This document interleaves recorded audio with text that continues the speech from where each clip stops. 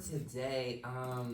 We've got about 90 minutes of discussion, and then we'll pause for some thank yous and also give folks some time to write questions down. We'll give folks a break for 5 minutes, and then we'll come back after that to do those questions and have the panel answer those questions that folks prepared. And then we also have some organizer tips from Balkis after that we'll do. And then just some time to hang out and kiki after for folks who wanna. So again, so Marie and I, Noelle, are the engagement directors at SF and Embark, respectively. And then we have Balkis, Annie, and Magnus here as our panelists. But I will let them introduce themselves a little bit more thoroughly, and maybe to talk a bit about how they're connected to the campaign. Okay, go for it. Hi everyone. Thank you so much for being here. My name is Balkis. Do you want me to go right into the first question? Yeah, go for it. Okay, sounds good. We were asked to start talking about our journeys, basically.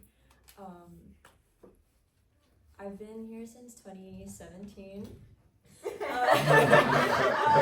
I'm graduating next year. In that time, I have been very blessed and grateful to have met so many cool people in the community building and the organizing that we've been doing. When I got here, I didn't really get to grow up around African or Caribbean, or just Black people in general, not that many. So when I met people at SOCA, the African Caribbean and Black student group, it was very I don't know, something clicked. It was very soothing. You didn't have to be put into a specific box. I was just yeah, I'm generically brown, thanks for welcoming me. And then suddenly we got that notice of eviction, not just SOCA though, it was SOCA, the First Nations Student Association, CJSF Radio, SF PERG. Embark was I don't know, I might let you talk about Embark specifically. Embark was at an immediate threat at the moment, but they did become housing insecure later on. So they ended up joining our campaign as well. So in the beginning, we all got hit with these eviction notices from the Simon Fraser Student Society. We're dang, now what? SOCA's had our space since 1997. I think, to my knowledge, I could be wrong, but to my knowledge, it was one of the very, very few Black spaces that existed in Vancouver at all. We were connecting people throughout the whole city. And people really did rely on us as a resource for seeking out knowledge. People they land here as new students and they're oh my god, where do I get my hair done? Or I need to buy plantains, where do I go? Just all sorts of peer support. So the whole thought of being evicted absolutely terrified us. So that's how I personally got into student organizing, was that specific eviction story, I guess, and then it segued into so much else. At the time, so we were met with so much resistance, and my co-panelists are going to talk about that as well. SOCA was the first out of the groups. We were all resisting, by the way.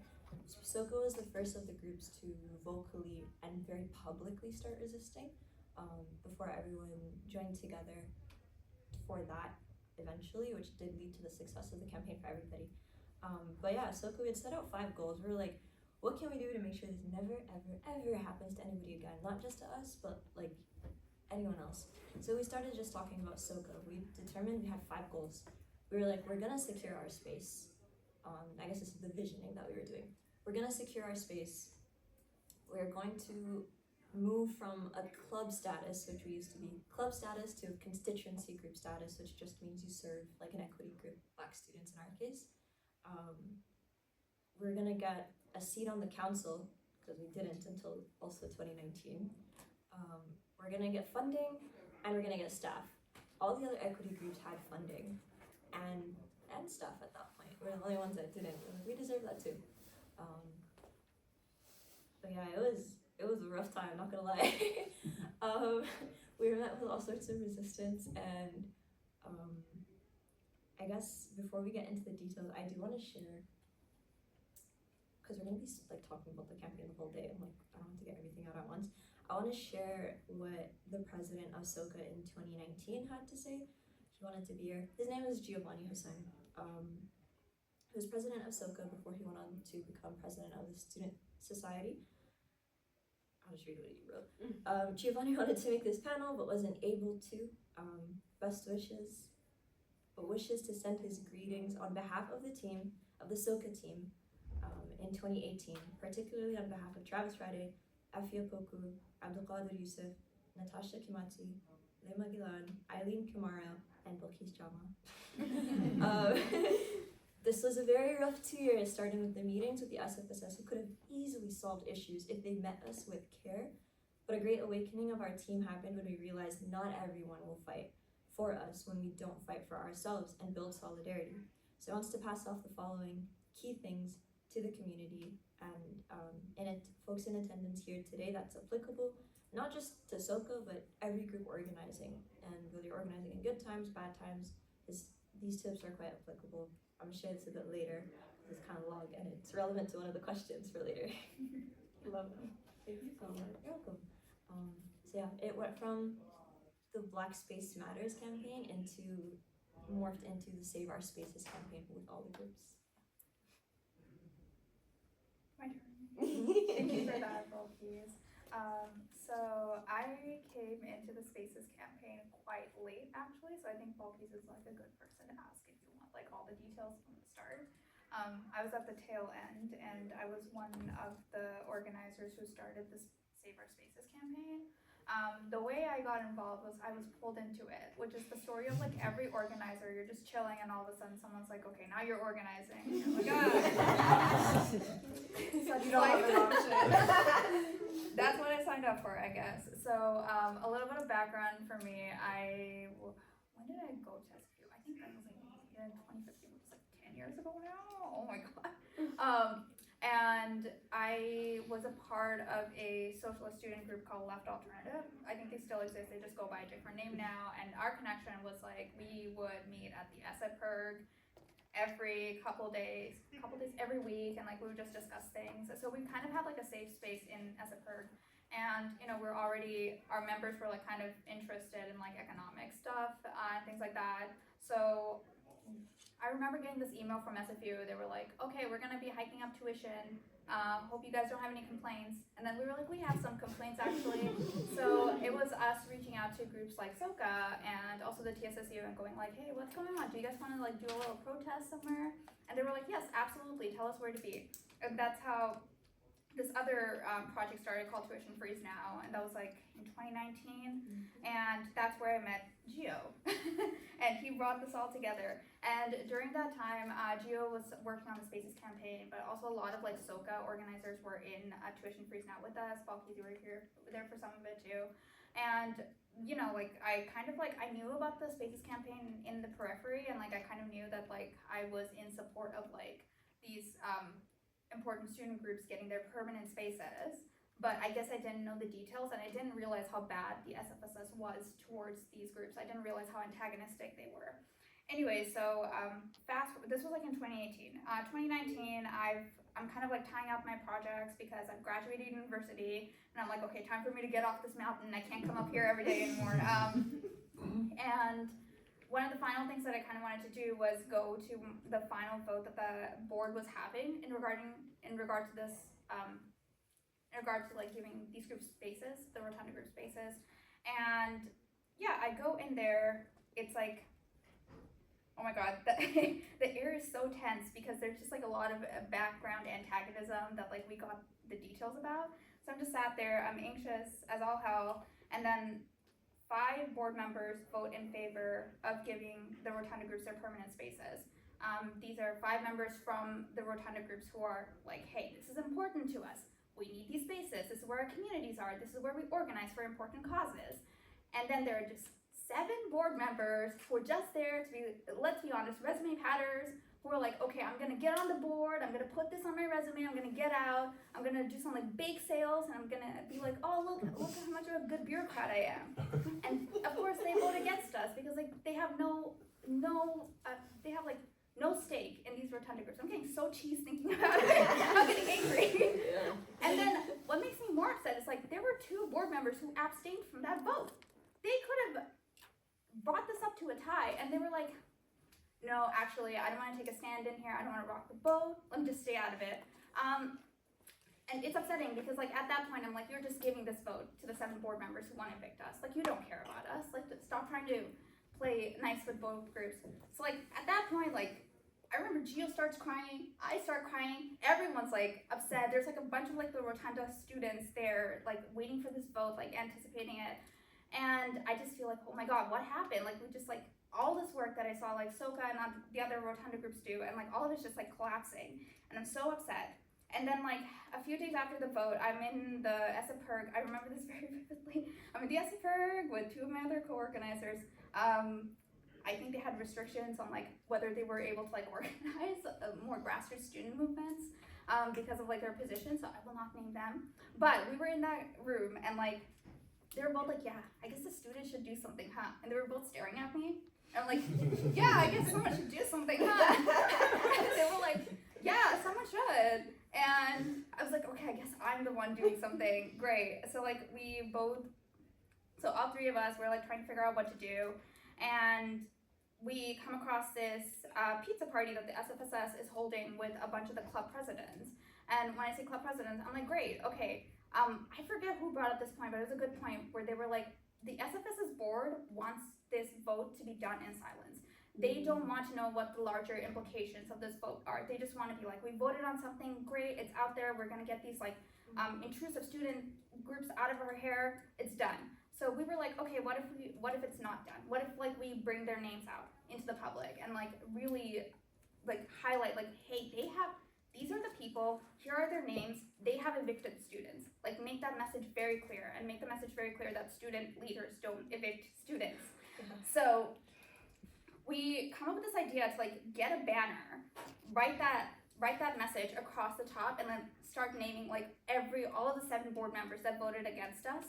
And then also name the 2 abstainees, because like I said, like at that point you're handing the vote to the board members. And yeah, we just crashed their pizza party with all the club presidents there.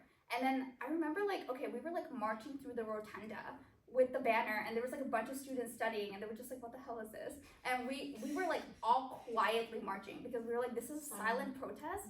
Don't be intrusive. You're just gonna like stay there and you're gonna like let them feel your presence. That's it. We just wanna have that impact. So we're just marching through. Everyone's like staring at us going like, what is this? And I'm like, okay, cool.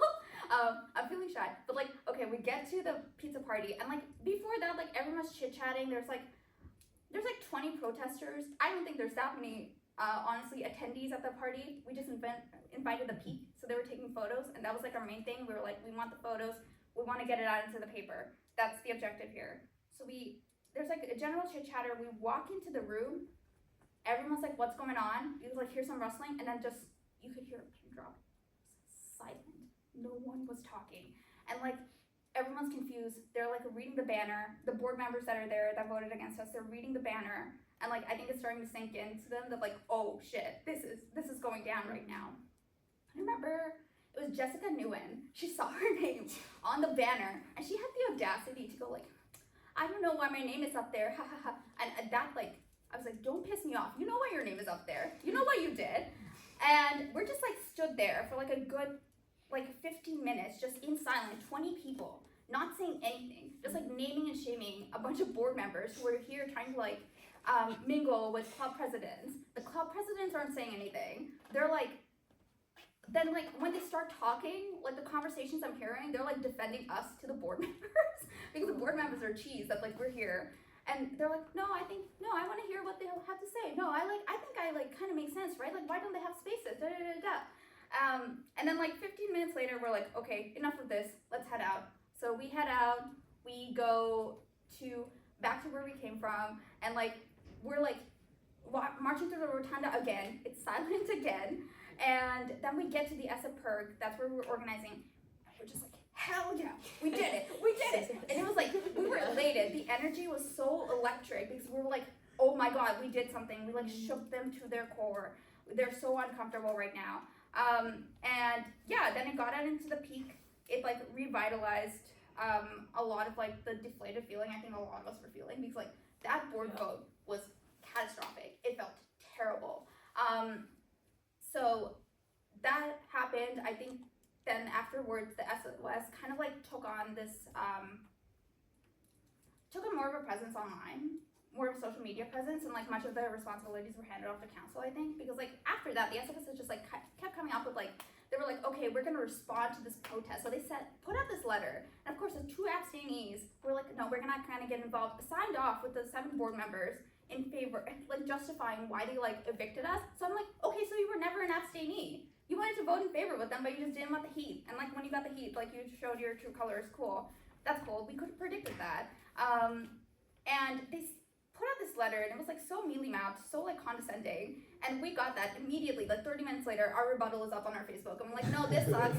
Here's a red highlight, crossed out. Here's this. Here's that. You're wrong here. And this just like kept happening over and over, where they would like try to come up with like rebuttals and like try to come up with ways to like justify why this eviction was okay. And we would be on one side going like, no, actually it's not okay. The student council would be on the other end going like, no, actually, we don't support that. So like they were stuck between a rock and a hard place, and I think that eventually led to their taking back of their vote of evicting us and like finally giving us the spaces that we deserved. And like, I think we'll get into that conversation later, but that's just a background of like what Save Our Spaces did. And this was a very quick campaign when I came in. Before that, it was like a lot of lead up, which is important. Yeah, it's mostly Black Yeah. societies. Yeah, it was, but it was a lot of lead up, and I think like it started folding because like, yeah, like we finally like were able to turn the heat up. I think the consequences like became really big for us, and I think it was like from November 2019 to February of 2020 with like a winter break in between, so it was like 2.5 months. So board members are very worried about their image. If you can get them stuck between like a rock and a hard place like this, they are gonna fold. But like it is upsetting that it took like this drastic of an action to get them there. There was a lot of good faith negotiation before that. It should have happened then. Yeah, that's what SOS did. I was just gonna actually point some things out which I think is so important to like just like the governance differences. It's like, I think one of the biggest challenges that you folks were facing is that all of this was super hidden. So for instance, this at the time the board was actually the main decision-making group and council was just an advisory group. So yeah, so that's not even the case now, because luckily folks like Valkis came in later and like changed that all around. But that was a big thing, and actually minutes were not necessarily posted online at the time. So to even find out where these folks were, where their meetings were, what they were saying, how they even voted at that one meeting is like, this is like some groundbreaking news. So I just wanted to point out some of those like little differences just to like frame your folks' mind on like the secrecy, the no transparency of the matter kind of thing. But yeah, thanks so much for sharing that. I saw you taking notes. Did you want to touch on anything before we I was get to gonna give anything? some context. You already gave context about the board. Yeah. The board and council used to be separate. Now we just have one council that is the legal board of directors, but like the board is board of decision makers, council were like, they're kind of just there. They used to have real power, but like SFSS had, I think in the 2010s, it was just really right wing. Like there was this shift that happened, and they just kept trying to like centralize power with a few people within the student union. And context, every undergrad that attends SFU is automatically a member of the SFSS. It's roughly 26,000. To my last knowledge, they have about also 26 staff, unionized staff, and a couple of non-unionized. They have like a multi-million-dollar budget, so it was literally like the amount of bullying. It was beyond bullying. It was straight up oppression because the power dynamics are wild. And what's other context? Yeah, context. SF Perg used to house not just groups like Left Alternative, but honestly a lot of like single parents and disabled students, queer students, a lot of different students from marginalized groups really relied on these community spaces.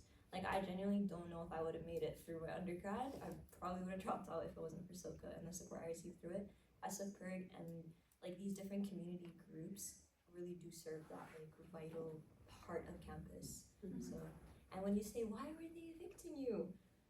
We shrugged our shoulders too. We were like, they were like, there used to be, there used to be the old building, and that year was, that building, the rotunda is the, like, you know the bus loop is in the middle of campus? That circle thing, that's called the rotunda, that's where we all were. It was a 50-year lease that was finishing. This building was being built, and consultations were done in like, were you here when consultations were done? In like 2013? Yeah, I mean, the idea of building a new sub came up around, 2010, 2011. And they went around to all the groups at that time because they wanted our support. They wanted, the idea of, something that was missing from this campus was a student union building that probably brought it together. Things like the rotunda and others is scattered around and not that visible. So they really wanted all our support, and it got going, and then there was consultations and, how do we serve students and your groups and what are your needs for your group, in terms of a space. But something weird that was happening at the same time on campus was, and this is the other pole of organizing was, some organizing by folks on the right, and there's a weird movement to have a men's center, well, there's a women's center, so there's gotta be a men's center, right? They even got themselves in Maclean's magazine, a national publication with their story of their fight to, and part of the outcome of that organizing was they got them, a bunch of them got onto the board. Yeah. And another thing that happened around the same time, probably independently, was that the Student Society created a new staff position as an executive director.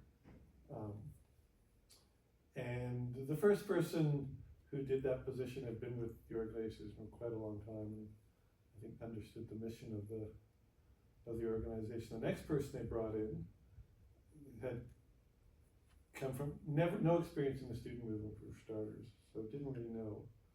I think one of his first acts was to decide he wanted to be the CEO instead of the executive director. So that was happening. So you had some right-wing and business students. Nothing wrong with business students, they're wonderful, but that was just where a lot of them came from. Sorry about that. But it was also the reality. It was, and it's a bit of where you're mentioning about the resume patterns. It's like students who, they wanted to get into positions because it was gonna look good, on their resumes for their next stage in life. And so between that and this new CEO, there's a real centralization of power. And one of the people from this men's space, the need for a men's space movement ended up being appointed or hired to be the new building project manager for the building, right? And you get this centralization of power happening at the top of the student society. And it's sort of a disconnect from the idea that, it should be a top or a bottom-up organization where this group is sort of deciding what is happening. And there becomes a real shift in what the whole building is supposed to be about, which is where it starts getting to this idea that our groups, shouldn't be in there, or, you guys need to compete and show you deserve to be in there, which is how it starts, right? It starts, well, we're just gonna have this process and everybody can sort of voice their need and then we'll decide what should happen. Which starts this sort of process we've all had to participate in, to compete for these spaces. Even though some of our groups, have been on the campus for decades, right? PIRG and us and the Newts and the Peak, have been here for decades. And so all of a sudden, this, and it became apparent, one of the things that, the student Save Our Spaces, movement really came into force, late in that process, 2018, 2019. But for a long time, CGSF and SFPIRG, and like groups like SOCA as well, but they didn't have staff, so they had a lot less capacity to sort of participate in that, right? Because we had staff and we could, go to meetings whenever we needed to and stuff like that. We attempted to participate in this process, but one of the things that the SFSS has, and you'll find this too if you're trying to deal with the university itself too, is they have this bureaucratic power because they control the spaces, and the way student movements and student are set up is the student society kind of exists for a lot of reasons, but one of it is to support the independent organizations, because the student society can't do everything, and it's kind of not appropriate in many ways. And so, when the relationship is good, they're supporting our organizations in a bunch of different ways, which is really, really beneficial and helpful, and usually that's the case. But when you get some folks like this involved, all of a sudden, we're at their mercy because, it's not a business relationship, which became sort of, that's a simplification, but,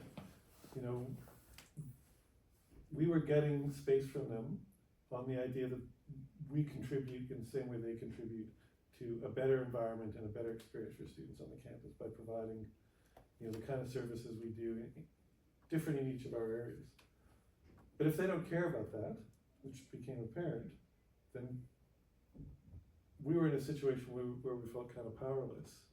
But at the same time, through the early parts of this process, it's like we had to participate in the process they were creating, which on the one hand was made to appear to be fair and equitable, and everyone needs to demonstrate, but it became really apparent that they had an agenda that, they didn't want our groups in, often, and they couldn't really articulate it either. It's like, why not?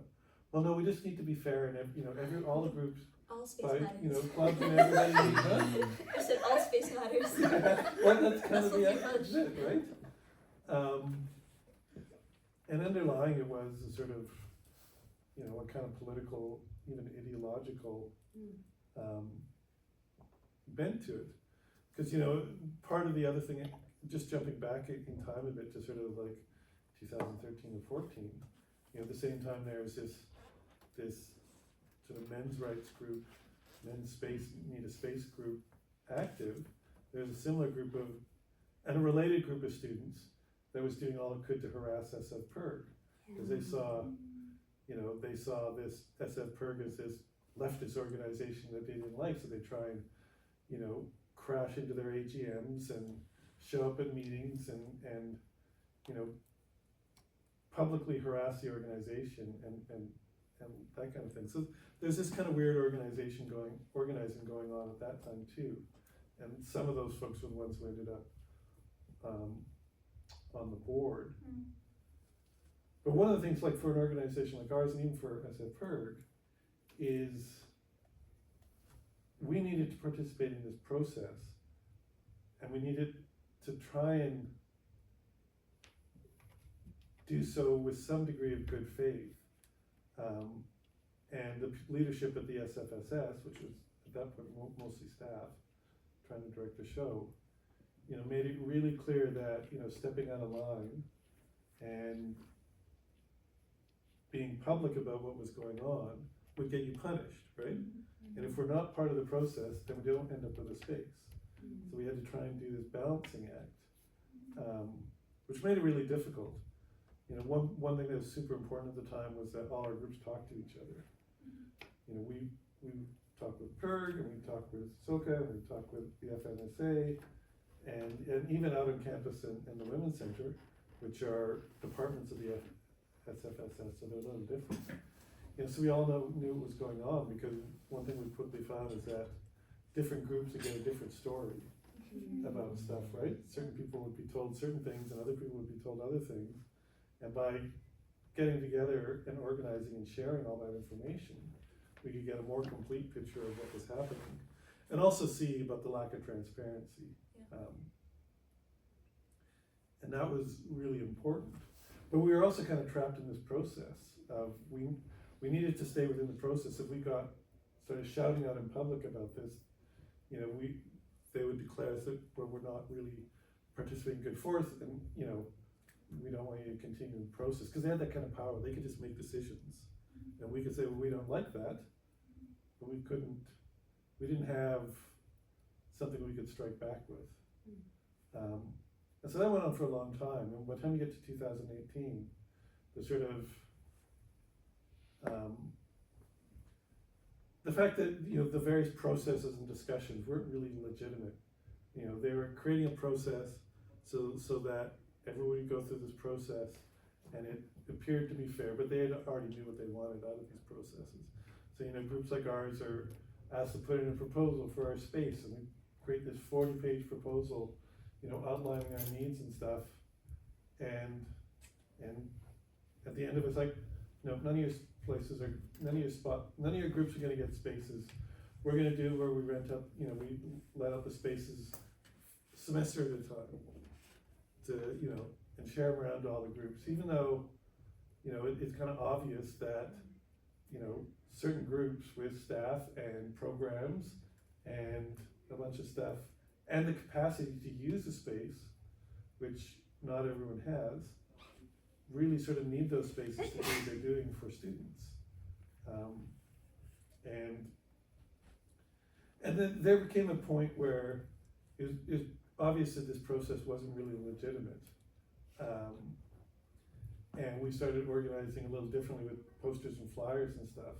And that's where Save Our Students came along, and the initiative coming out of SOCA. Because SOCA had to start that public stuff earlier than we did, because there was some, well, you know, there was. We had the most to lose, basically. Huh? We basically had the most to lose, so we started early. Yeah, you had the most to lose, because I think even early, you know, while they were still playing a game with us about, you know, this process, SOCA was being told, you guys don't need a space. Why does your group get a space when other clubs shouldn't get a space? And the idea that Black students on campus needed a space, in the same way that we needed an out on campus and an FNSA and a women's center, right? Because there are, you know, certain groups and certain communities on campus that need that higher level of representation and a safe space and all the other things that allows you to do. And some of the stuff that was said at that time was kind of ugly, and you know, it became kind of, and so, you know, SOCA started really speaking out, and then, you know, so there was some organizing going on there, and that got rolling, and then our organization, when it became apparent to us that this process was not legitimate, and that just playing along was gonna get us to the end of the process, and told, sorry, you're out of luck. You know, that's when we started getting more involved. But one thing that's really important about the Save Our Space student campaign is where we still had to play nice and be polite and participate in this process and be respectful to these people, the folks running this, even though we knew, you know, that they weren't playing fair. You know, because if we step out of line, then you can't participate in the process and you're out of luck. But the student activists had none of those restrictions, and they could start talking bluntly about what they saw and and the outcomes they saw, and the damage they saw that would be done if things weren't changed. And that was hugely important, because one of the things that, you know, people like the folks sort of in charge of the SFS at the time is they wanted to keep it quiet. They're always trying to prevent groups from even talking to each other. There's always, you're gonna need to sign an NDA, non-disclosure agreement, about the conversations that were going on, because they wanted it to happen. They didn't want students to know. And so when the Save Our Spaces, you know, SOCA started talking out about what they were facing, and then the larger movement sort of started to form around that. You know, that created an environment where all of a sudden people were paying attention and knew what was going on. And, you know, then at that meeting, when you're talking about where this vote went down, you know, by that time a bunch of organizing came down, had happened, and loads of people showed up. You know, we were given a spot, so I went, you know, talked and made a presentation, and someone from, you know, the different groups made a presentation, but the room was full of people. And as you say, that, you know, because of the organizing, because of the awareness that had started to happen, people came, they knew what this was about, and you could see there was a lot of tension in the room. But it's also interesting because, you know, some of the directors from the Student Society, they knew they had the votes to win it, and they thought that was what was important. And so they were there was some laughing, and they were you know, talking amongst each other. You know, and I think they had a real misunderstanding of how the power worked, in that they thought, we have the votes, we can win this vote, and that's gonna be that. And instead, you know, they kinda showed themselves how disingenuous they were, and, you know, that their motives weren't really legit fair. Yeah. You know, and some of it was even just they'd made this decision the year before or earlier, and they didn't want to back down and have to change their mind in the face of some pressure. So they sort of stuck with their decision, even though at that point it really didn't make sense. But I think they were kind of shocked at the reaction at the end, because when the vote went through, people were, even though everyone expected, I think people were still kind of shocked that they'd done it, and there's a lot of emotion in the room, like people were crying, you know, and I think, you know, the directors, that panel, I think they were really surprised by that, because they realized this was really different than what they thought it was. You know, they thought they could just do this vote and you know, prove you know, how good they were at sticking to their guns, and instead they realized they'd maybe made a mistake. And then the continued pressure, right, of talking to them, because I think one of the reasons that, you know, things like the banner and shedding the light on who was responsible was because all of a sudden they realized that maybe they hadn't made a right decision. And now, you know, this is gonna be talked about broadly and follow them around. I think the biggest thing even is that they were isolating themselves the whole time. And so now you have students who you're supposed to be consulting and supposed to be talking to and uplifting are now putting this in your face, like as a mirror of like what they're doing. Yeah. They're like, what do you say to that? And essentially they still were hiding and not really coming to odds with it. I just want to circle actually back to Volkis, if you don't mind, of just like, since the SOCA essentially was at the helm of this movement, I kind of just want a little bit more of like the insiders of like how that started and how that came about, especially since like the conversation was surrounded about like folks like FNMISA and SOCA at the time were really going to feel the brunt of this. Yeah, I think we had all been hit with that eviction letter around the same time. Was it like winter or fall 2018 or something like that? And we were told, you better get out, like leave our older attendance spaces, you better leave by December, I think December 6th or something. And we were like, we're not leaving, we're gonna do a sit-in. We were like mentally planning, at least SOCA, we were mentally planning to have a sit-in, and because we're Black, we kind of were expecting a little police brutality, not gonna lie. But we were also planning around it. We were like, okay, who amongst us are domestic students and actually can afford to take that risk? There's a lot of like, even within your movements, you still have to center your most marginalized too, right? Thankfully, the SFSS is quite avoidant, and they didn't want, again, a bunch of business and poli-sci students didn't want such bad PR. So they didn't call cops on us or anything. They were just like, fine, we'll continue talking until the new building is built, which ended up opening in 2020. The First Nations Student Association, they've renamed now to First Nations, Métis, and Inuit Student Association. I just call them FNA. So, they're also now here. They chose to go, they were resisting also. They chose to go the more private route and were like, like this is totally against truth and reconciliation, which Justin Trudeau has touted about since 2015. So I think they threatened legal action, and that's the only reason why SFSS had backed off a little bit. They were like, fine, we'll give you something. And give, right? Like, kicking Indigenous people off their lands again is literally wild. It was it was so ridiculous. I think, yeah, I don't know, what other details do you want to know? I have like, talk about challenges maybe? Or, okay, I can talk about how things segued, like even the lead up to that big meeting you guys were talking about. You were talking about how there was 5 board members that were pro-students, they were actually like from the community. In the beginning of this fight, there were 0 board members that supported us because none of us were in there yet. It was literally us versus, like, we were like ants and they're stepping on us. Like, we were powerless. Well, I say this with quotes because everyone has power at the end of the day, which we're talking about later. But really, like, in terms of resources, it was such disproportionate levels of power. And that's when a bunch of us, like, I literally remember Gio, we were at Soka, and Gio was like, he like slapped his knees and he stood up. He was like, that's it. He had just read another letter that was nonsense from the student union. He was like, that's it. I'm running for president, like student union president.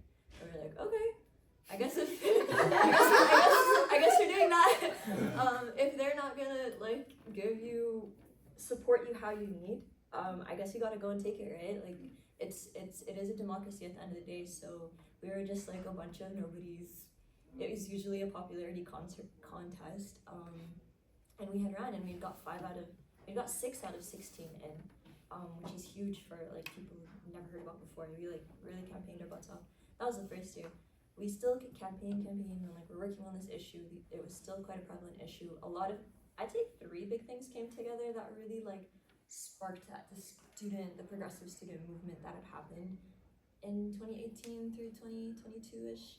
Let me know what you guys think, but I think it's a combination of the space campaign as well as tuition freeze now movement, and there was some women's rights stuff that was happening because of a scandal that happened in the SFSS as well. People were outraged, different groups outraged from all 3, and we were like, yeah, we need to come together and fix this. Like, common denominator of a lot of our student issues was the SFSS. So we were like, all right, let's go run and take over. So we had some representatives, and even though they were in the minority of the votes, they still managed to do some like amazing things.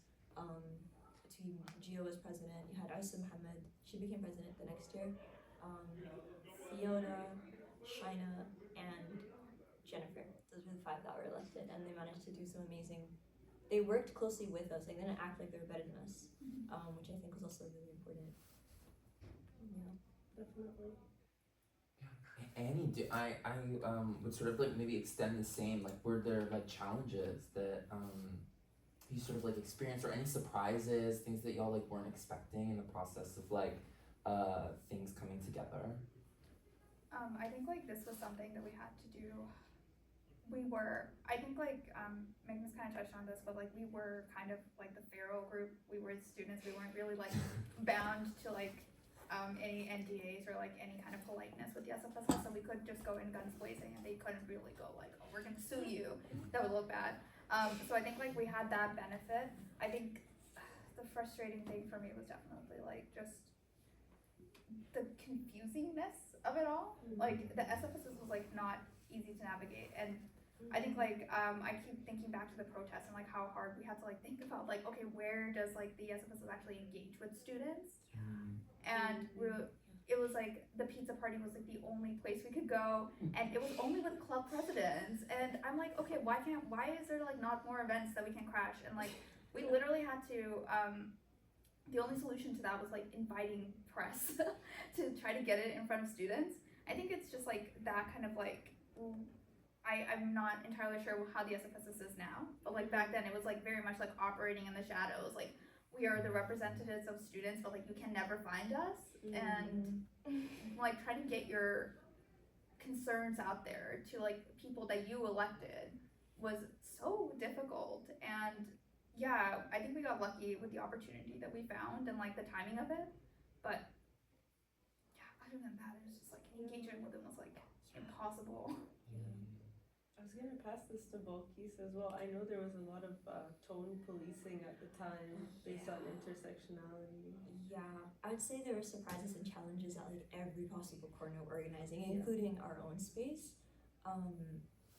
Within our own space, and I guess within there was SOCA, and then there was like the general Rotunda group communities.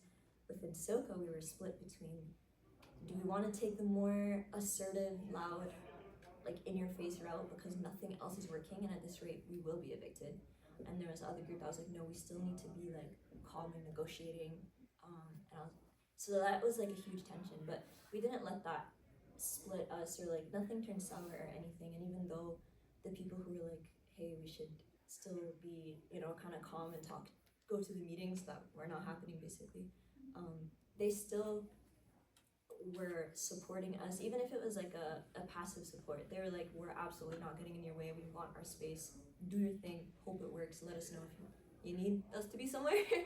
They weren't like, they didn't know how to necessarily go about it, and they weren't comfortable. Like a lot of people have different marginalizations, so it totally made sense like if there were different approaches, but we did respect each other at the end of the day. And if there was yelling or crying, we immediately apologized after. But it did get there, it really did, because like this like community means so much to us. It's like a lot of our main support systems when you're like move away from home when you're 18, so, and you're navigating this whole new world. But I'd say there's a lot of challenges outside of just that. Like within the general organizing spaces, there was I guess there wasn't anything too wild, to be honest. It was like usual disagreements. Everyone has the same end goal. It was more like, how do we get there? So we had debates about that. And then bureaucracy stuff was so hard, like Annie was saying. Like imagine that regularly scheduled, they usually have them every 2 weeks, the board meetings, right? It's public, like under the BC Societies Act, which is a provincial legislation that the student unions are obligated to follow. You have to, like, all members are allowed to go be in the meetings if they want to. Like, it is a society at the end of the day, a union. So imagine and this is pre-Zoom, everything in person. They'd be like they would try to hide the meeting information, and then if you found out, they would just switch the room and they wouldn't post any details about it. Or they would switch campuses when they really wanted to get away from us. They would switch campuses. Wow. With like just completely trying to avoid having any students come to the meetings and not protest, literally just to talk to your representatives. It was absolutely wild. There were no minutes, deliberately hiding information, and the reason I think that also like they'd consolidated all that power between a few like BD kids and some staff was, if people, like the less people know, the less that they can hold you accountable, right? So it was just honestly a mix of entitlement and laziness, where people were like, I don't know, business kids, let's be efficient, and they like passed all of really important responsibilities off to staff, which are there to support, but it also meant that they didn't pass the knowledge that comes of like, what is a student union, what is its purpose. They weren't passing that on. So 3 years later, people were already like twiddling their thumbs, not even understanding the concept of what a union is meant for. And then of course, like we specifically had to deal with the fact that people didn't know what the SFSS was. They were like, oh my god, we're being evicted. And people were like, why is SFU doing that? We're like, no, it's not SFU, but they're useless as well. But it's not them, it's SFSS. So we had to do a lot of like raising awareness, because the student union was so like MIA. We had to raise awareness of like, what is the SFSS? What is its purpose? Da da da da. We had to tell people what is displacement. Like we literally had to explain, as I was learning about Black displacement throughout North America, I had to be explaining it to my peers as well. And people weren't understanding how much race was a factor and stuff as well, because the reason we ended up going with a silent protest was because they were calling us aggressive, and they had called like security on us before, and you know how it goes with Black people, like we've even had like police brutality cases on campus. It's like there was just like multiple times where they had attempted to utilize like power, like I don't know, policing basically against us. And at times it was really scary, and it was mostly targeting all of us, but I think like the guys in the movement were like down, like they're seen as the hostile, aggressive, violent, even though we were literally just trying to talk. Like it was never like it's never that deep. Like just talk to your like who you're supposed to represent. It was like very complicated to navigate a lot of these dynamics, I think. Yeah. Yeah. It's very evident that you folks had to take on so many roles, not just the role of advocating for your groups, but becoming educators to the student. Like, that's an SFSS role in and of itself. Exactly. And SFU was doing, like, you know how since 2020 there's been a lot of, like, allyship 101, like, tips out there. And one of the really important ones is if you see something like some type of injustice, you're supposed to intervene, right? Not just like let it go and then come silently to the person affected later. By the way, are you okay? I feel so bad. Like that's so useless. That's exactly what SFU was doing. They had told us as SOCA, they're like, push comes to shove, we'll give you a space on campus. We can't take their word for it, they're the university. But but they had told us, and the only reason we knew that was because or we had been told that was because it took a Black person, Giovanni, from SOCA to get to the highest possible level of student power and student governance that exists here, which is president of the SFSS, to be able to even get into those spaces and say the word Black, which hadn't been said until 2019 in these spaces, and say like, actually you do need to have spaces for marginalized groups. Otherwise, like, yeah, SFU is like, yeah, it sucks to suck. It was pretty bad. Yeah, it's so true. It's actually quite comical because even until today we're still fighting for the Black office that SFU agreed to, like the Black Center, sorry, that SFU agreed to. So imagine even just waiting for them to establish a SOCA. It's just mind-boggling. Yeah. I think with that being said, so I feel like in my mind I'm starting to get the hints of like this buildup of power across this time, and like folks taking their own power even in the student society. Where do you feel was like a time where things started turning around? Like where was that point? What were the successful elements of the campaign? Where did you kind of start seeing the light, I guess? Oh gosh, okay, this is like so far back, and like I'm not really good at like bureaucratic details. So if you folks remember stuff that happened in the council, please let me know. But I remember like it was Gabe Leosis, who was like one of the co-organizers for Save Our Spaces. He got into council. I think he was the president of council. He was later. He was just like an allied counselor who heard what was going on, and I was like, well, that's messed up. And let me join it. Yeah, like I wouldn't even say he was a core organizer of Save Our Spaces, but he was like, like they're right. Yeah. And then started mobilizing the counselors. Yeah, and we remember like as soon as like I think Gabe got really aggressive in the council, that's when I was like, oh, okay. Ally. Talk down Latina. Yeah, he got in, and like every council meeting, I remember like the Spaces campaign got brought up at like every single council meeting. There would not be a single council meeting where there wasn't like an in-depth discussion about like why did these groups not have spaces in the campaign, why did these groups not have space in the new building? And like eventually that started turning around. We're like, I forget the details about it, but I think like one of the 7 board members who were like really against us like showed up at the council, and they were like yapping something, and like it like turned into like a very aggressive like argument between like the council and the board. And I think like that's when like the tide started shifting towards like, okay, like now you have like grassroots students who are upset at you. Not only that, but like you have this like bureaucratic structure that's like there as a representation of like all the student clubs and stuff like that. They're not student clubs, Departmental student unions. Departmental student unions, thank you. And like now they're turning against you. Like now things are shifting. And I think there was like one big council vote that like changed the entire thing, where they were like, actually if you like don't give these people spaces, we will not approve that. So like, Yeah. yeah. Can I add on? Yes, please go ahead. Council, you're right. Council decided to run. They're like an advisory board. They are an advisory board to the board. Am I saying this correctly? They're an advisory group to the board. Yeah. And there must have been like 60 seats or something. So Gabe had worked on like getting these seats filled so he can like build student power. And he was working very closely with us as well. Like none of this was done in isolation. Importance of people in power working with you and staying connected to the movements, right? Council was like, okay, fine, you're not gonna give the groups, you're gonna like still evict them. Let's run a referenda, which just means like a big, like ask the whole student body of 26,000 students if you want the groups in the building or not. Just ask them. Like that way you can at least organize around that, and it probably would have come out yes, because the overwhelming like sentiment was yes, these groups should remain on campus.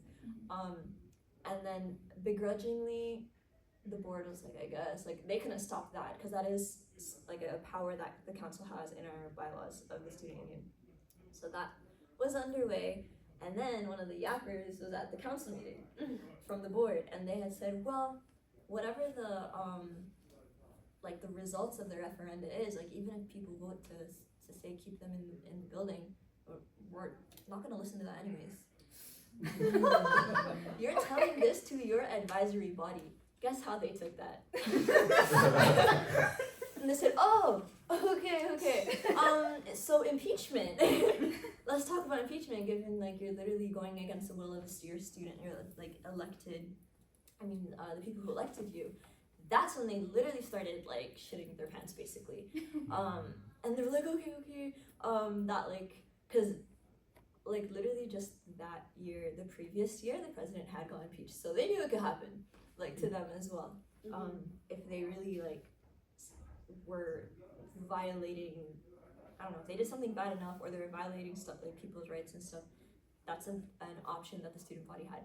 And then I think that's when we came to the it was like a combination of all that stuff, and then we came to like a compromised, it's like a really bad compromise of a space deal. Not this one. This one turned out good. But imagine, okay, so in this compromise, imagine this room. They had said, the board had said, fine, give them the space, the referendum came out, I think, pro-student groups. They wanted to give SOCA this 1/3 of this room, like literally like a long narrow strip like this, and then they were gonna build a wall here, and then have Embark be over there. And we're talking about this room, literal room. This is the actual room. Yeah, and at that point, honestly, Embark was against our space campaign. I was like, I don't even want to see them. Right. Why do we have to, like, who brought them here? Like, I'll tell you who brought them there. We did. But yeah, you're absolutely welcome to give context because they were annoying before they became allies. So I'll say the context because I think it's important because I think this is something big about truth telling again. Embark at the time, although an independent student society, were housed in the business, a business space. Eventually, all these student groups were coming up to them and saying, hey, you should hop on and support our movement as well for space. You know, you can't trust that you're going to also always have this space. They said, no, it's okay, we're fine. Essentially, I would say Embark at the time, even we were having issues within Embark where, you know, folks were not willing to like acknowledge marginalized struggles when it comes to like environmentalism and climate equity.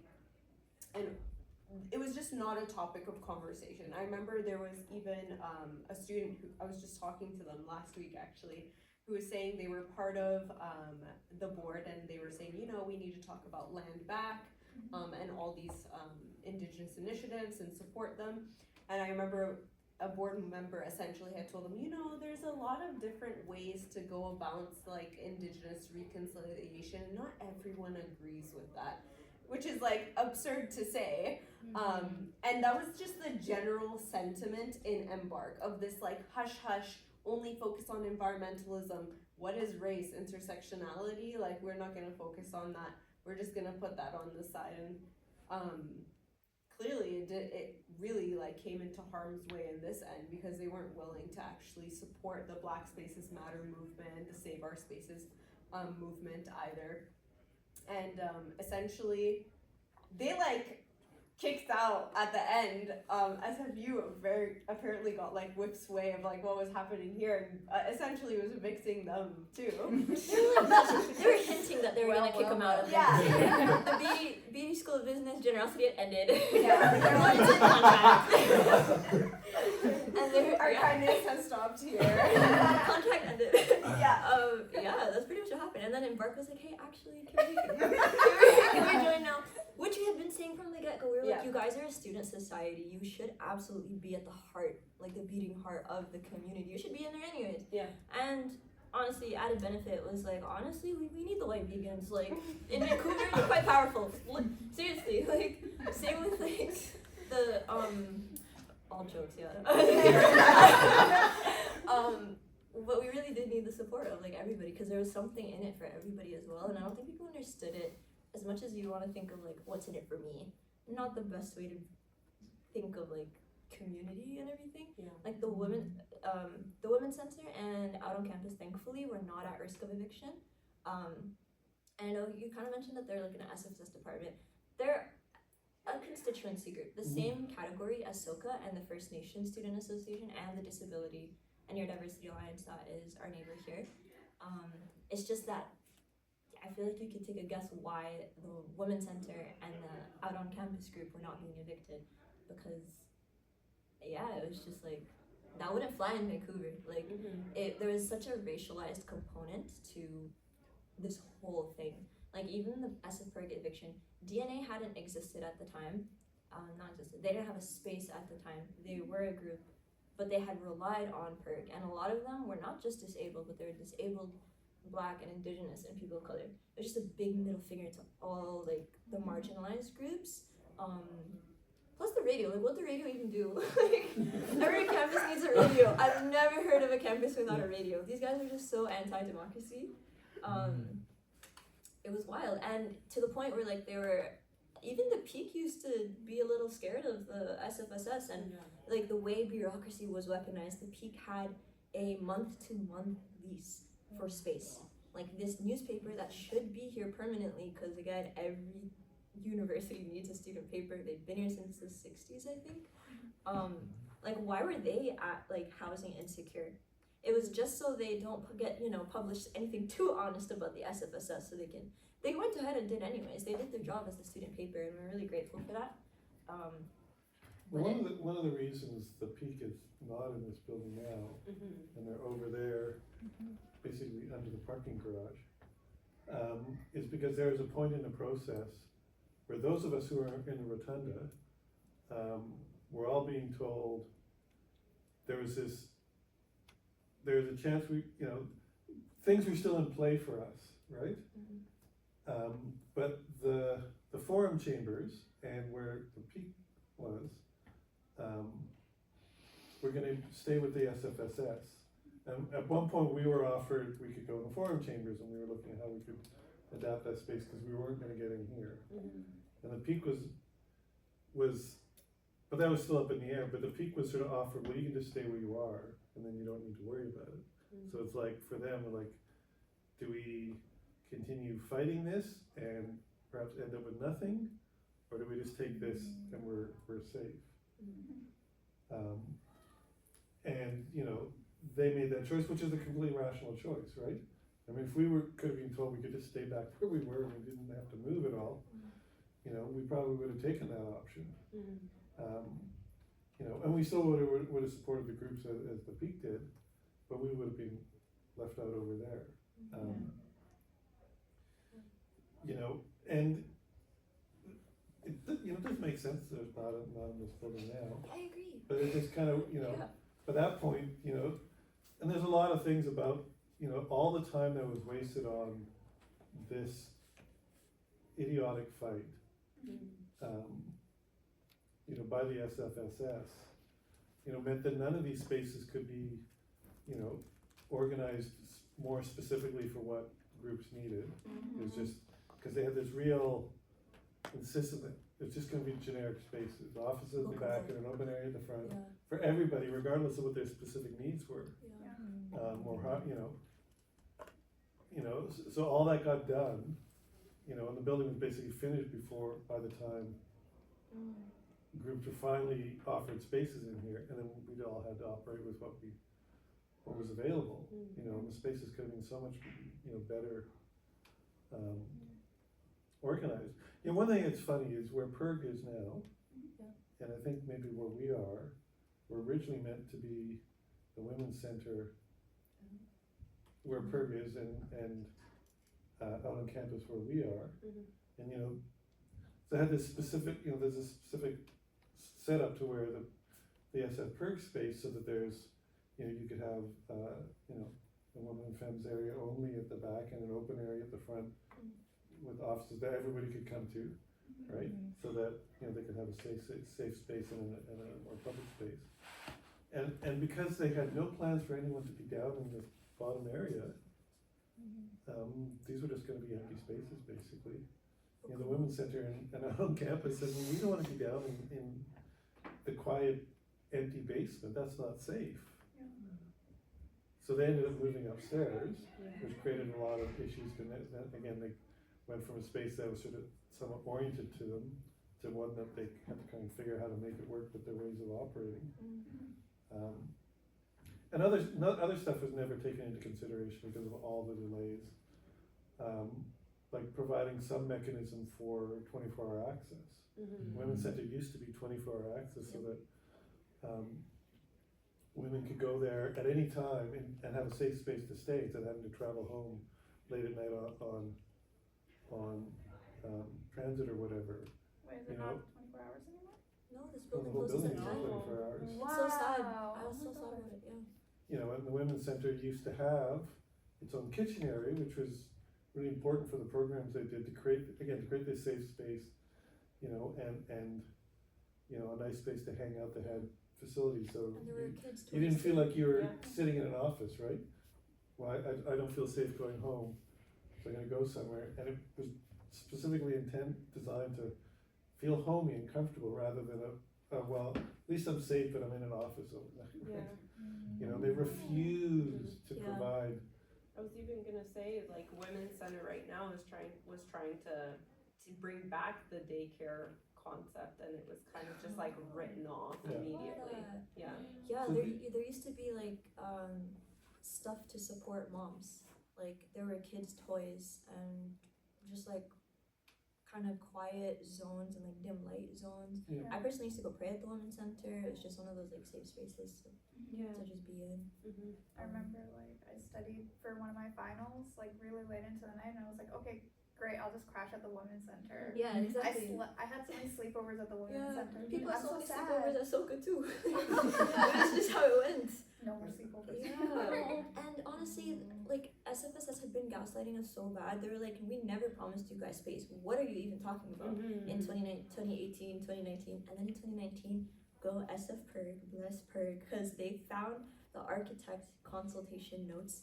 I don't even remember exactly what it was, but it had reflected some consultations that had been done in 2013 of all the groups when they had gone.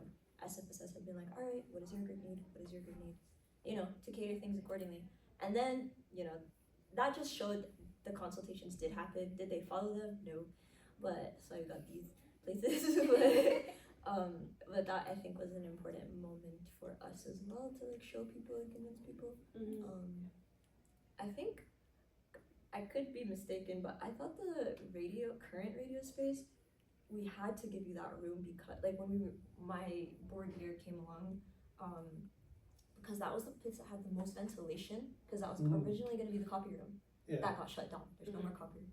But is that true? Well, I think DNA was going to be a copy room. DNA That's where didn't we were- exist. Oh, I know. Yeah. But that was originally going to be a copy room, and that's where we were going to go at first, in the first sort of compromise plan. Okay. Should stop saying DNA didn't exist. I mean they didn't have space. They existed. Yeah. Endorsed but the because- SOS campaign. yeah, I remember they were yeah. the first endorsers. They were so like pivotal, honestly, at like their support. And when we got elected, we were like, yo, DNA, why don't you have a space? You should have one. There should be an accessible space on campus, and like SOCA and the First Nations group, we had gotten $30,000 budgets for furnishing DNA needed more. I think they needed like could have been 60 or 80 because there were like zero considerations about accessibility. So the type of like modifications or equipment that they needed more of a budget. But yeah, that kind of like bureaucratic decisions has such real life impact on people. I feel like one of the things that like I feel like is a theme just in terms of like the value that y'all are articulating is like in these spaces is that they were like actually spaces where community was like formed and built and relationships were built.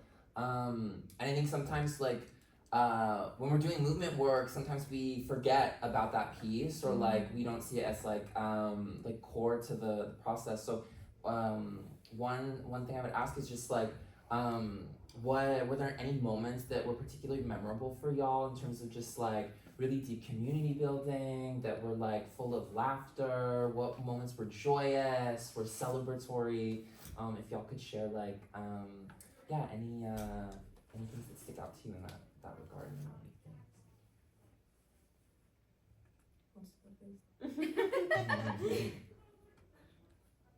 I have such random memories. One of them, we were organizing, and we had been using the First Nations Student Association space, and it was just a fun time. Like I don't know how to explain it. It was just like we were, I guess, getting ready for some aspect of the campaign, and I remember there were posters and like just mingling and even like speeches. It felt very like damn, this is a real campaign, guys.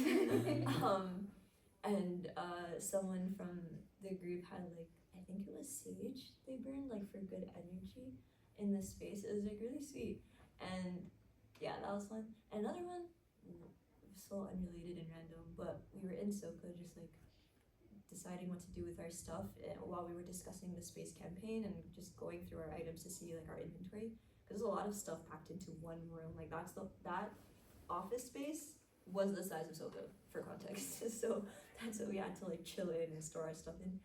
We found a Santa Claus suit, and so I put it on.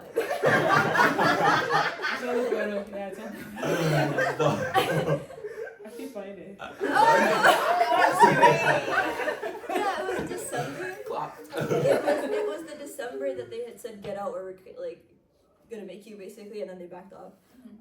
But we were like still very distressed, but we just had so much fun. I wore the suit, and then Gio, I think Frank was there. They had put on a song that was like a Christmas song, but it was like an Afrobeats Christmas song. And then here I am in this Santa suit, just like, and I let loose because I didn't feel shy because nobody could recognize me. Because what is a Muslim girl doing in a Santa Claus suit? Like, it didn't make any sense. But it was very fun. We like danced around campus and like went through like West Mall and the AQ, just greeting people. Be like, oh, Merry Christmas, Happy Holidays, good luck on your exams. That was a very pleasant memory, and unfortunately, some people have the video. Yeah. Release it to the public. Joyous moments. Memorable moments. I think there's a moment, well, one thing is that, because of all the need for this organizing and meeting and working together over a pretty extended time, that sort of built up an amount of community and knowledge of each other amongst all the groups, which was really, really powerful. And it's kind of unfortunate that sort of COVID hit right after that.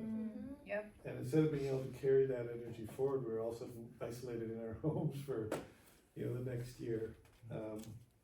'Cause everybody knew everybody from all the groups because we've been working and talking together and doing stuff about that, which was really kind of a neat feeling. And just the other part was, when I think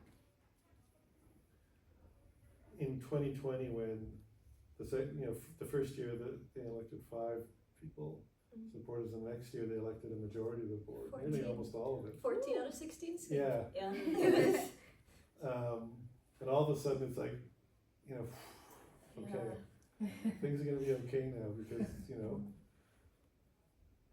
sensible decisions are gonna be made about organizing this space, and that was a big moment. Yeah, You know, the payoff, you could say. for sure. So, like I said, it was kind of like the Save Our Spaces campaign. That campaign itself was quite short, but the lead up to it was much longer. So like 2.5 months, we didn't have like a lot of very joyous moments. And like I was about to mention COVID because like that campaign, I think like we had our big win on like February 20-something, 2020, and then lockdown started like 2 weeks after. So we never had a moment of like, okay guys, we crashed the pizza party, we won our spaces, let's have our own pizza party. And like, we should have had something like that. But, so like when I write through my brain for like memories of like what the fun parts were, I always think of like the group chat we had to discuss plans. Like, it was just like you know when you're just like a group of haters and like you just like, you hate people, like you just kind of get together and you're like, they said that thing, and that makes no sense. And so I'm just gonna like write paragraphs about it. It was like that, and it was over Facebook, so like you had the opportunity to like have that little like emoji that like you said like everyone reacts with. We had a pizza emoji, so it was just so fun because we were like, okay, it was like a lot of people who had to deal with like the SFS's bullshit for like a long time, and they were finally getting like a space like vented out and like in a way that like we can mobilize for like other things. So like it was just like everything that the SFSs would say would be like, no, that's wrong, that's bullshit, and like we were just typing away. It was like it was so fun. Much of the organizing was done online, so like that was my pre COVID memory of it. And that was also my post COVID memory of it. So that's what's going on. I missed the pizza chat. It was good. And I think that the TSSU like had just unionized. Like that was a huge thing that happened. Like there's just a lot of things on campus that like there's so much political energy that kind of got like but it's so cool to see the solidarity between the different movements too. That was important, and it all led into like taking over the student union. I think one of the reasons besides COVID we didn't get to like fully celebrate was that we were like, okay, relief that we're not being evicted onto our other campaign, which was like which is like trying to get elected in the student union because we need to do things ourselves if it's gonna get done here. And it worked, and we had a very busy year, but paid off. Definitely, I would say it paid off. I was very inspired throughout a lot of your folks' board. That's how I actually got involved, so very cool. I actually love the little group chat, like even, like it's just so nice how even we can create like circles of care, and it's really important to have those outlets to actually express how you're feeling. Like it's just so much built up tension. It's something that people need to share. So like, I love that like analogy of like we all share, we kind of lighten the load for each other. I guess in that way, it's like, in activism, that's so central. And I think a question that I have is, I guess, could you like kind of reflect on how admin did or did not respond to your calls of action, and then how did you protect yourselves? Like, how did you create spaces of safety and healing for yourselves? I guess I could pass this to both keys actually. I'll have answers, but I think I mentioned earlier, SFU was just like you're on your own. That was it. And then in terms of taking care of ourselves, it was like we had to make sure that to live our other aspects of our very human and student lives, like we still had school, we still had to take care of our physical health. We still had to we honestly hosted so many fun events as SoCo. We were very active anyways, like known to have like really big parties, fun socials, just like, I don't know, don't let them steal your joy too. So you were even noting too, before I remember this, that like a lot of students are actually like failing out of classes, like having a lot of difficulty, like taking care of themselves. I really speaks to that a bit. Yeah, some of us failed classes. Some of us started therapy. Others just like took a hit in their grades, like, or their health. Like it just, there were very real effects on people's like personal well-being and academics this whole campaign. I know some people that withdrew from a semester or two or some classes. It was really difficult. And even like accessing care at SFU for student services was kind of rough because you would go to health and counseling, they talk about like mental health awareness, and you're like, cool, I'm here now, so help me. And then they'll say, you're just a club, it's not that deep, like why are you stressed? And we're like, oh my god.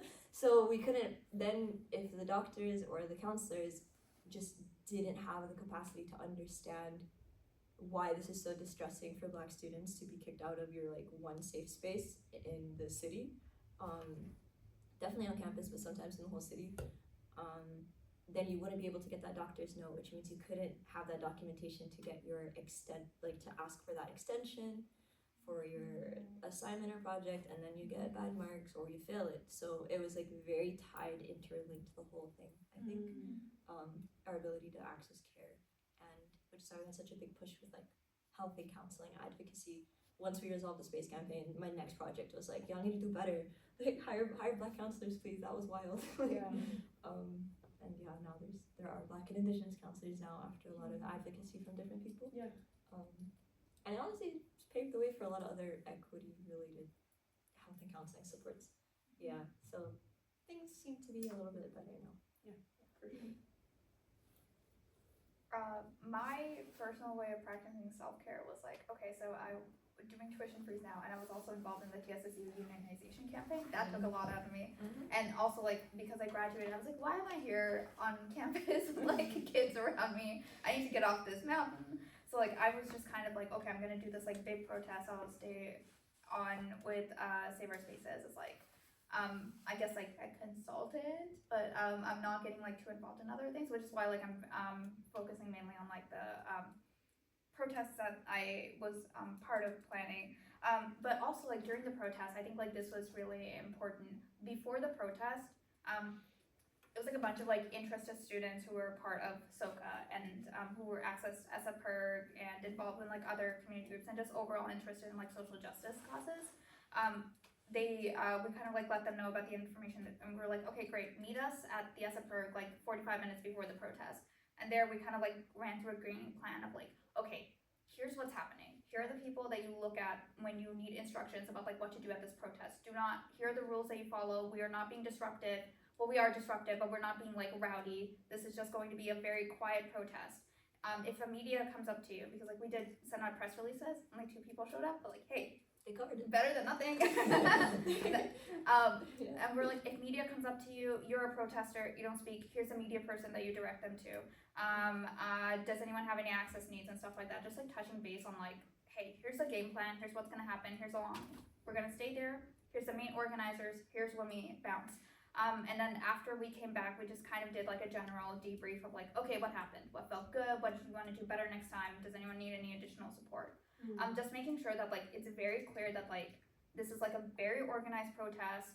We want to make sure that like no one's feeling like I'm gonna get attacked, and everyone knows like who to go to for support. It was important because like I think like sometimes like protests are like, especially when they're like massive, it's kind of hard to contain them, and if you don't have like a game plan of like what's going on, it can kind of feel like you're floating around and you're like, I don't know what happens. And right-wingers love doing this, where they will just like randomly run up on a protester and go like, so what do you think about XYZ? And the person's like not media trained, so they'll give their like honest off the cuff opinion, and then they'll like twist it. It's like that was something that wasn't gonna happen with this. I think like it was like a fairly small protest, but still we wanted to make sure that like, hey, like these are the people with the messaging that you go to. Do not talk to media by yourself if you don't feel comfortable.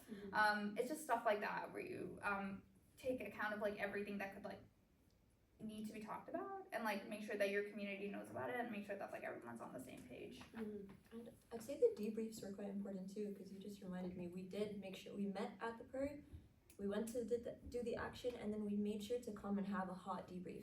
There's like I don't know, we really operated with having a hot debrief and a cold debrief. It was totally optional, but one is just like fresh emotions, everyone had adrenaline, we're like, how y'all doing, people feeling good, some people like emotional. And then like you have the cold debrief, which is like a couple days later maybe, or even the next day. Just some time has passed and you get to really reflect strategically. The first one is like just let it all out, feelings, and then the one after the cold debrief is more like, all right, now what? Next steps. Those are very important forms of care, I think, because if you bottle stuff up I think that's also partially how trauma forms too. It's like when you go through things in isolation, it can be a source of trauma, and we're like already dealing with so much of it. We're trying to minimize it as much as we could. Goodness.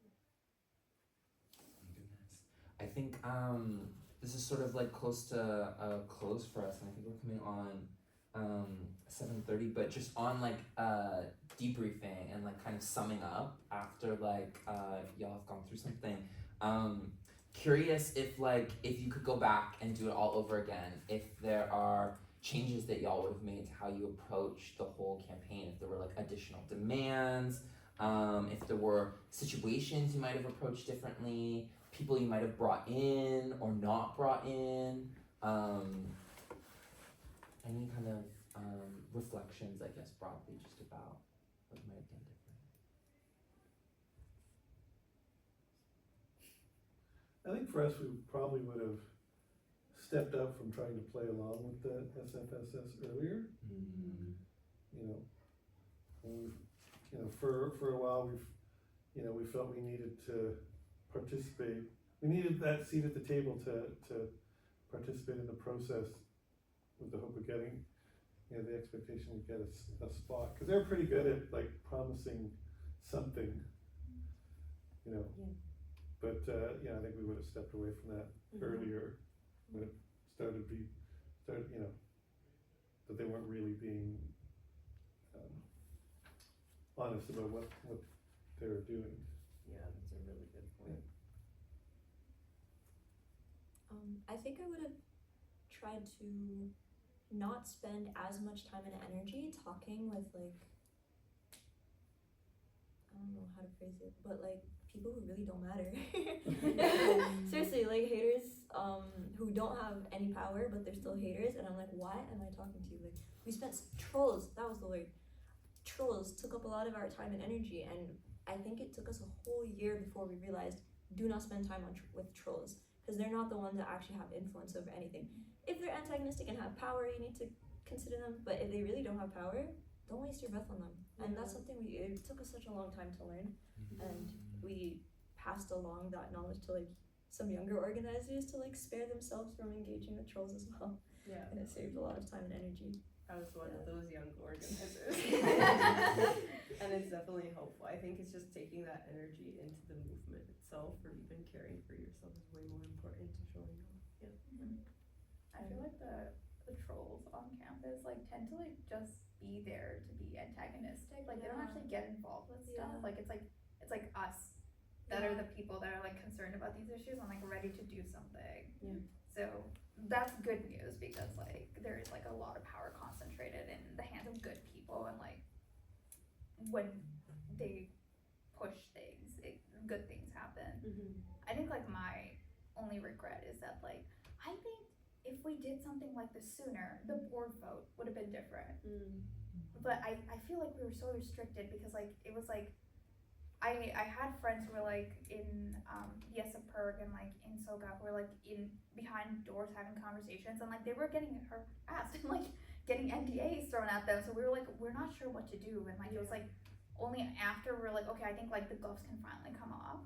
But I feel like if there was like actual, I'm kind of like sad because I think like if there, what was like, I'm trying to figure out like I guess like maybe you two would know more about this. You were more in like the behind the doors discussions, but I feel like if I just like knew more about this, there, or like if other students knew more about this, maybe I'm misremembering, but like if stuff like this was like happening from the start, where there was like grassroots student energy against the SFSS, then like I wonder like if it would have gotten to the point where the board voted to evict student spaces.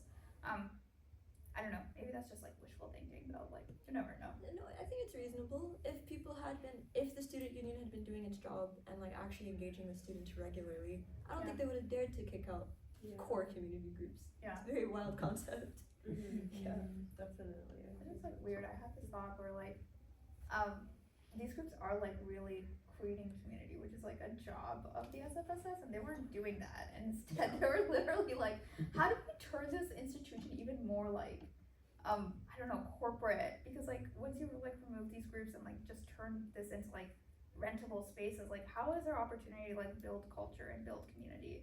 There isn't. Like you're just like kneecapping yourself as like the student union. It's really gross. I actually think this is a really great segue into one of our like last questions. So actually a lot of folks here in our space today are folks who are from these student groups and who sit on the executive teams, and or even folks here who are volunteering at Embark, or chair members and vice presidents or other executive members. So I think how can current students and spaces continue the spirit and mission of the Save Our Spaces movement today? And how do you think that that'll come alive? What would you tell them? Being the folks who are now in these spaces that you folks have worked so tirelessly to really bring it together, to achieve, to hold community in the space together. What would you tell these folks? I think one thing is that people know that they have a voice, Yeah. you know, and that, you know, if there are things they would like to see happening or things shouldn't be happening, you know, you can speak up about it, right?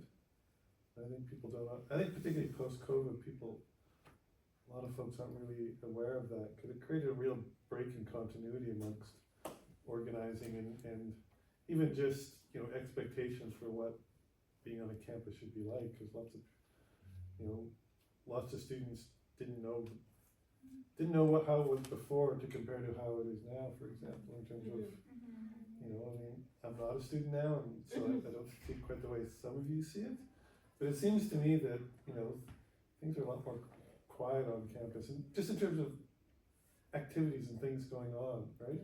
Not just politics and organizing, but, you know, people sort of come and they go to school and they, to some extent, go away, and they don't have high expectations for what the student society or even our groups can and should be doing, you know?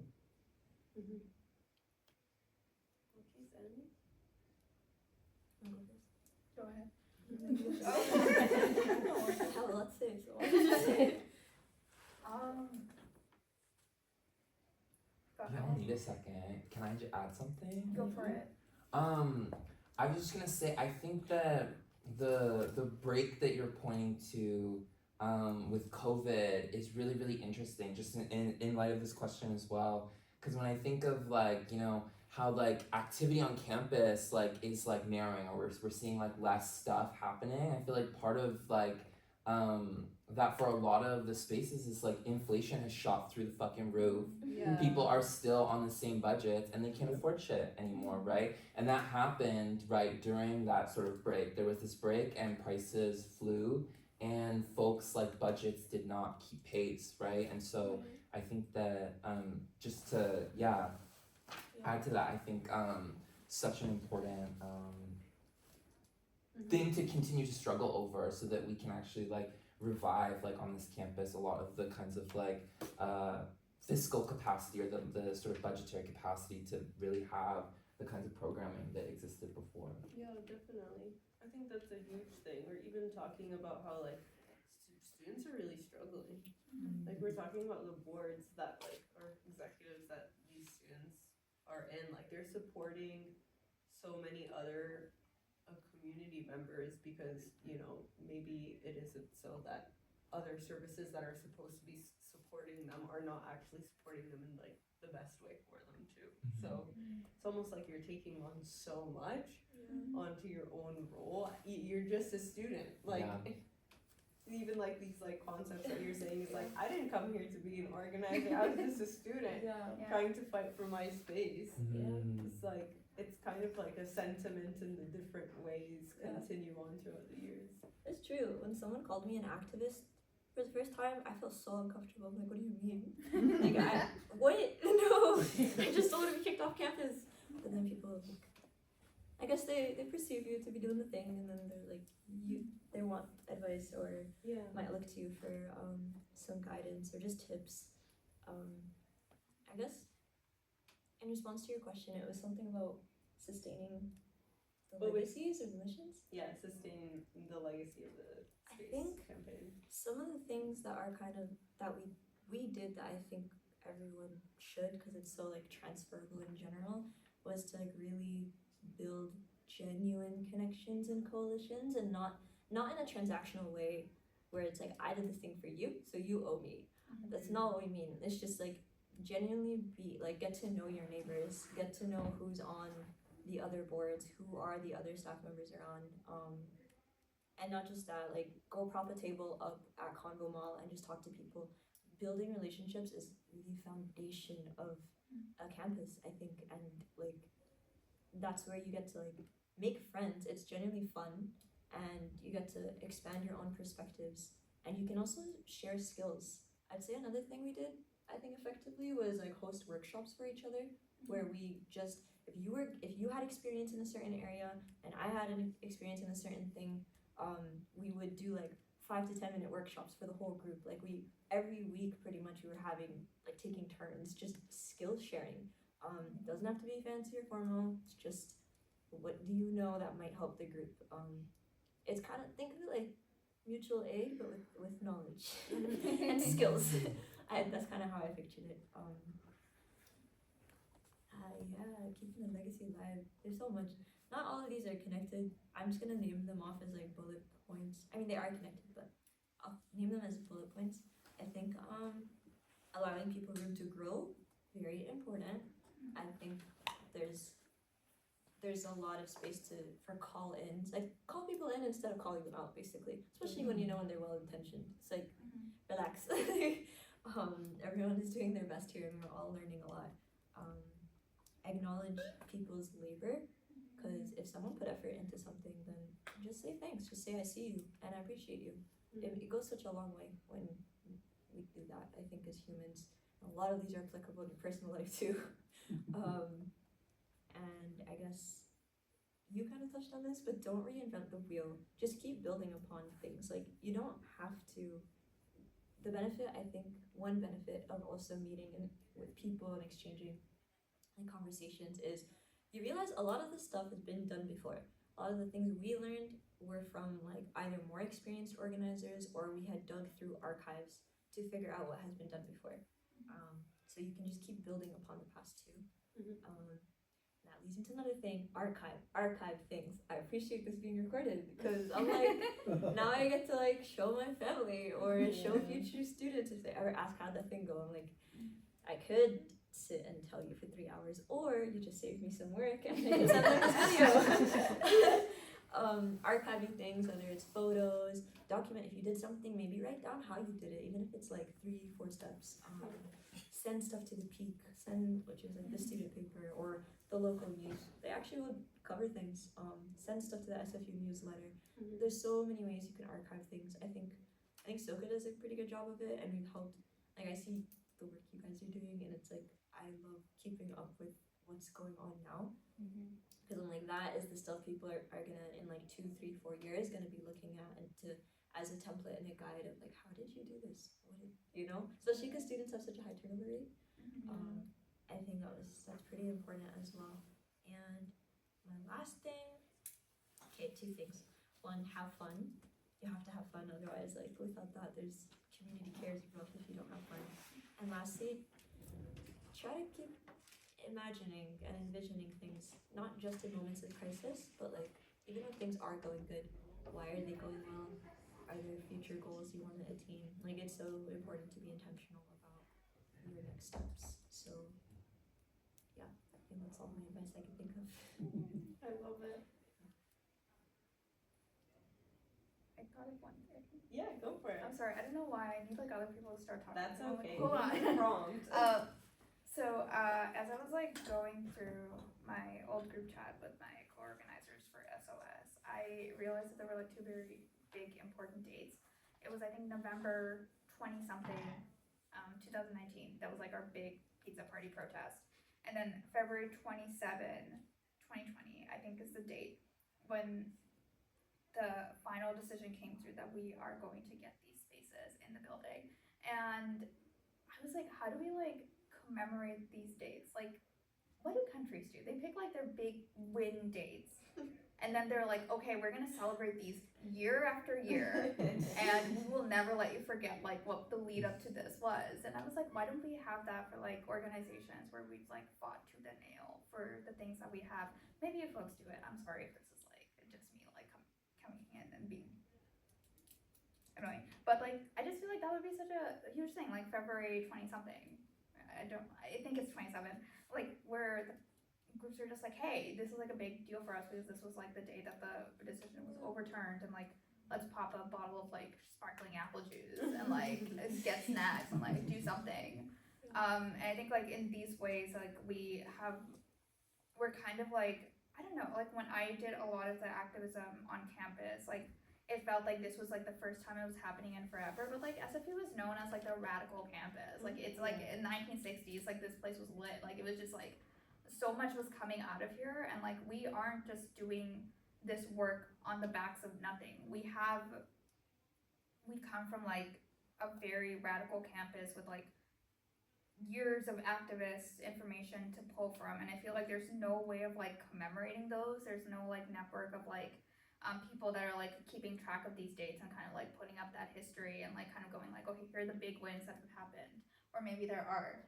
No, I fully agree with you, but Yeah. it just reminded me there is actually like the activism archive project that my co-organizer Weichin led. So after this Nice. whole fight, Yeah. we were like, basically, we're not letting you forget this. And there's also cool history to draw on from the past, so why don't we archive it? So if you walk around the Student Union building, there are these photos and little blurbs and descriptions from various decades, which I encourage you to just keep your eye out for it. I'll show you a couple after the event. And it's really beautiful. I agree. Just like celebrate your wins while they're happening and after they happen, and celebrate them out loud in public.